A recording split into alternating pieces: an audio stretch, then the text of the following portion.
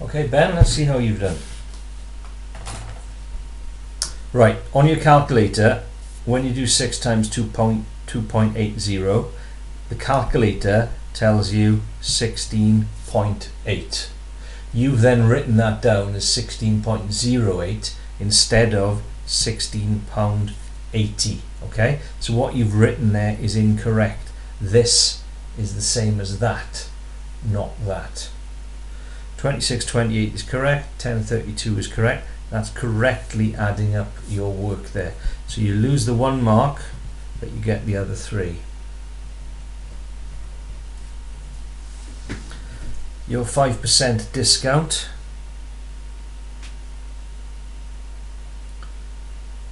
is not right. 0.5 is a 50% discount, and what you need to do is multiply.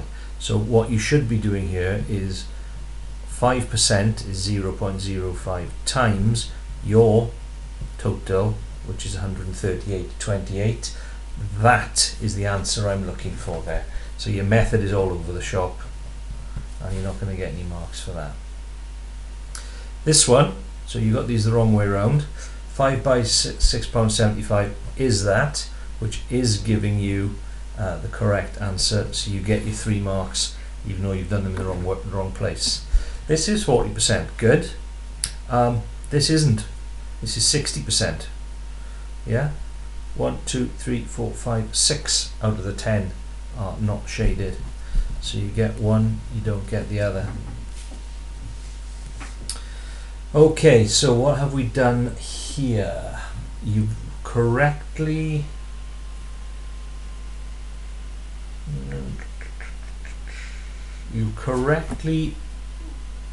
read off the 920 there, but I'm not sure what you've done from there. You've incorrectly read this to be 250, whereas it is in fact 280, I think.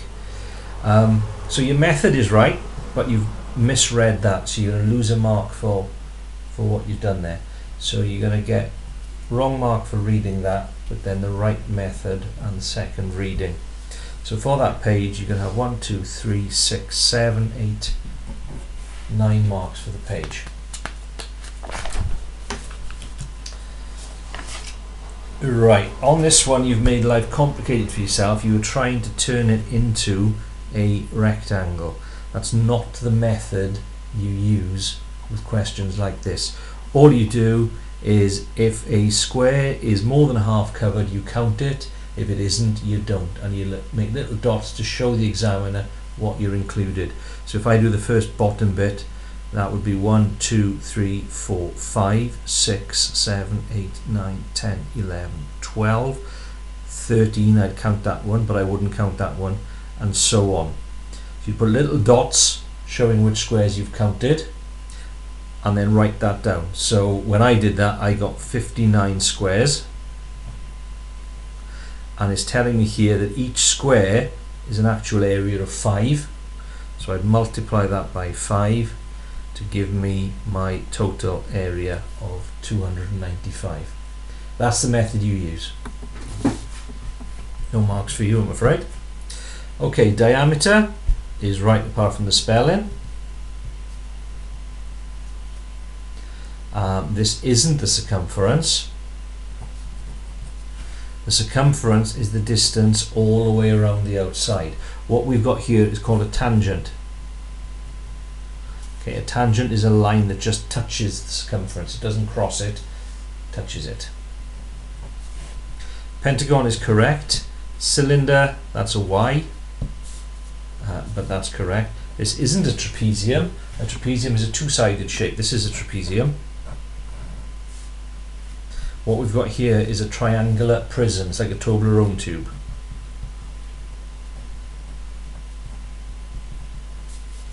So you get 2 marks there.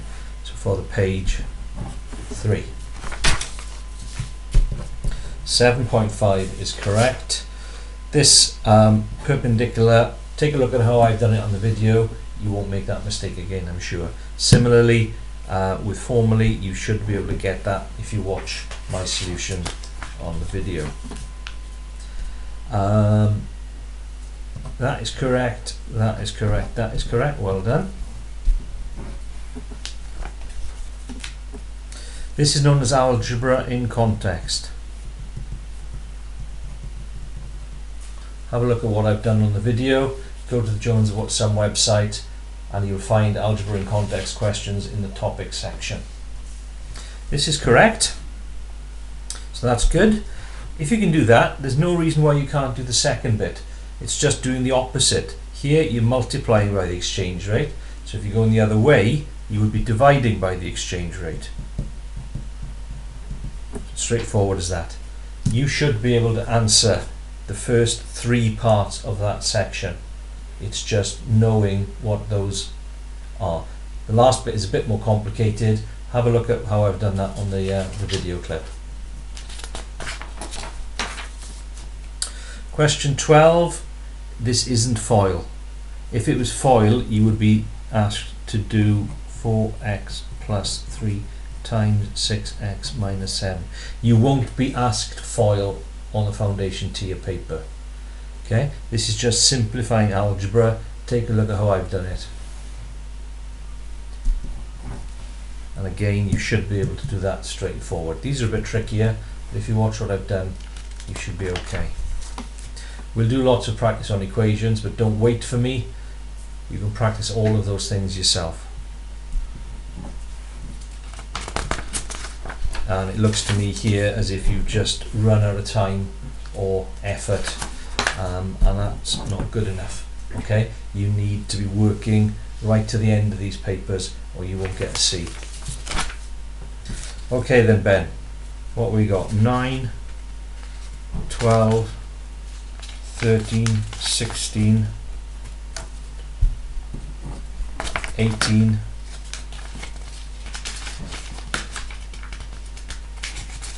18 out of 100. That is a U, I'm afraid. Okay, you would need 20 marks in order to get a G. So it's an encouraging first couple of pages, but things go downhill quite quickly from there, and you're going to need to set aside more time when you're trying these questions.